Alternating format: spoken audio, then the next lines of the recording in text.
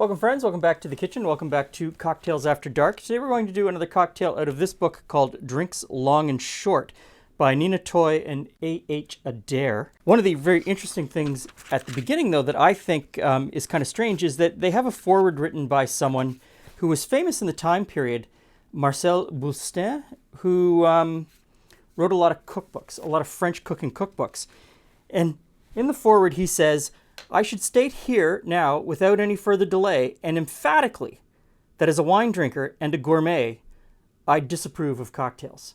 So it starts out right at the beginning that this guy does not like cocktails. He goes on to say, I specially disapprove of the English concoctions called, for no reason whatsoever, cocktails, and served 2 minutes before dinner. And so that reasoning around the word cocktail comes up several times in this book, that no one seems to know what cocktail actually means. And that mystery of what cocktail actually means persists today. There's lots of rumor and innuendo about what it might mean, but no one can actually definitively say what cocktail means. Now this book is for having a large cocktail party. And as such, a lot of the cocktails are meant to be made in pitchers that you would then ice and serve to your guests as they need them, which would keep you from having to mix them as your guests want them, leaving you more time to entertain. And this cocktail is no exception. You're supposed to make it in a jug. So I've taken the proportions out, and I think we can make it as 2 cocktails and see how it works out. Calls for whiskey, and of course, in keeping with what this book is, it doesn't tell you what kind of whiskey. So I'm using Canadian Club, which in 1930 would have been and was a huge whiskey at the time. It next calls for fill up with any strongly flavored sweet liqueur, Grand Marnier, Cointreau, or a Curacao. So I'm going to choose a dry Curacao. We'll see how that works out. And so 1 part dry Curacao. Next in, it says to use some cloves. So in go the cloves. Next, 3 or 4 drops of orange bitters. So let's see, 1, 2, 3, 4. See how that goes. Although that's supposed to be 4 drops for the entire jug. So I might have overdone it with the orange bitters. And next we ice and shake.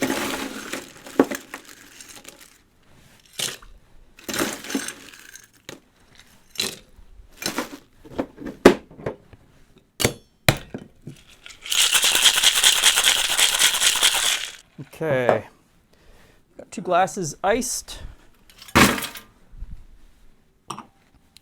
and let's see if I can divide this evenly.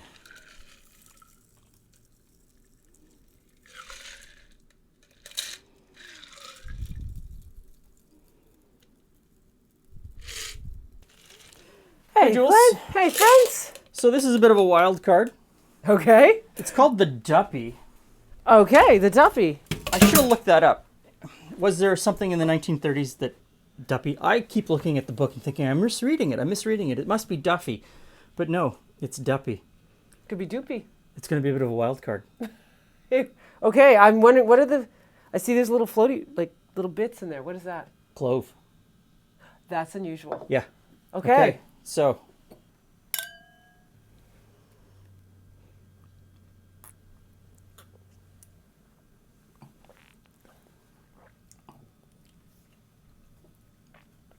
Huh. You're not convinced. I was worried about the clove. Yeah, but I imagine if you made it in a large container and left the cloves in it And for a left the long cloves- time, it would be... That being, yeah, who knows? But it's a spicy... Not spicy, but the cloves add like a... They're in there. There's a note in there, Yeah, isn't there? like it adds Yeah. it adds a twist to the flavor of it. It's Yeah. quite interesting. I kind of like that, which sends my mind whirling. The cocktails in this book, as much as this book is very straightforward in how you should be setting up your cocktail party and the things that you should do and all of that, the cocktails themselves are they're more descriptive than prescriptive. Yes. Cocktail books in this time period, most of them, were very specific about, if not the exact brand of whiskey you should be using, but the style of whiskey you should be using. This one is more like, use a whiskey.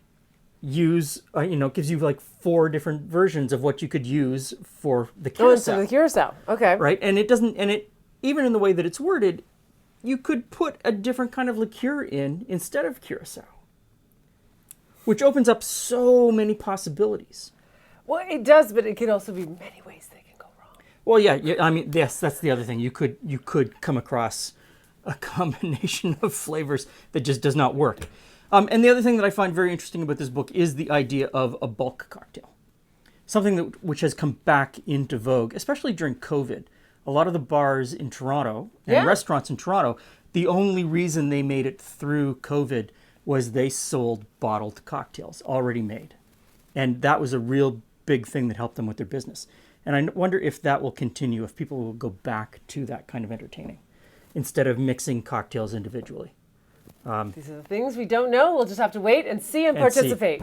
But that's the Duppy. I would say I would give that a try and try it with a bunch of different whiskeys and different curaçaos. Try it with Grand Marnier. Try it with... Yeah, this version isn't necessarily something I would have a second one. No? No. I might have a second one. There you go. Thanks for stopping by. See you again soon.